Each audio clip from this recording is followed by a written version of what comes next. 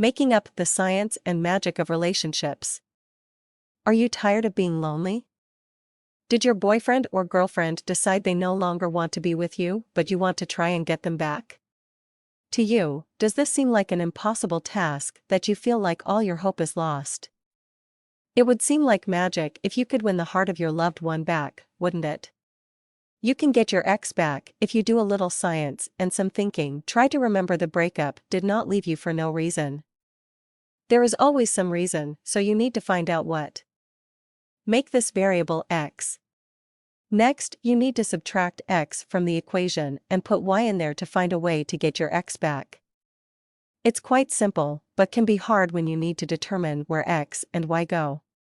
Listed below are some xs and ys scenarios to keep in mind. Variable example 1. Cheating x. You cheat on your boyfriend/girlfriend.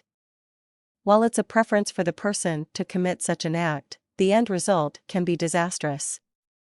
However, this sort of thing happens in relationships every day, so it's not really all that uncommon. Why? By cheating your other half, you betray their trust. You shatter any confidence that your spouse or significant other has in you. It tells them that you are a liar and shouldn't be trusted. You may as well have ripped out their heart. While it may seem impossible to do, you can recover the relationship so long as you feel sorrow for the things you did to cause the strife.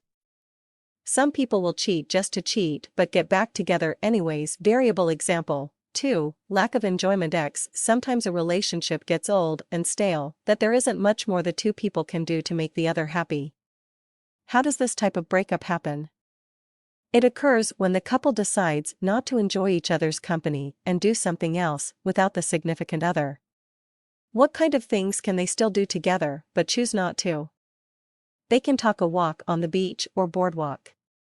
Go to a club or curl up on the couch, watching some sort of scary movie while eating popcorn. When you decide not to do these things together, you have lost that pure joy that makes a relationship work. Why? Get your ex back. You both need to remember the times that were exciting together. Don't just talk about it, relive the experiences. Try to remember those first few days.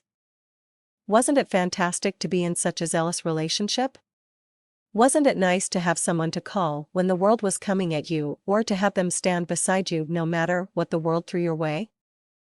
Don't let your relationship end because it lost the fire. Variable example 3. Lack of emotional support x. Many times a lack of emotional support can end a relationship. If you were the one who got dumped, you were likely the culprit who didn't show enough affection to your ex. You may not see yourself as giving a lack of emotional support, but that's how it is. There are specific things your partner wants to feel from you. This usually entails how you react to them verbally and visually.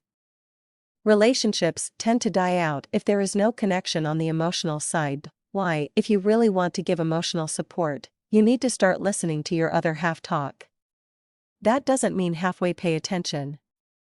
It means giving them your undivided attention.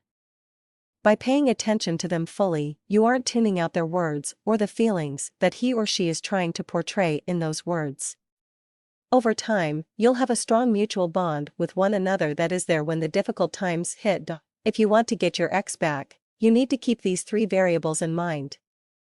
Remember that there is always an effect to a cause, and those simple solutions can keep your significant other near you instead of moving on in life without you. It's all pretty much like magic.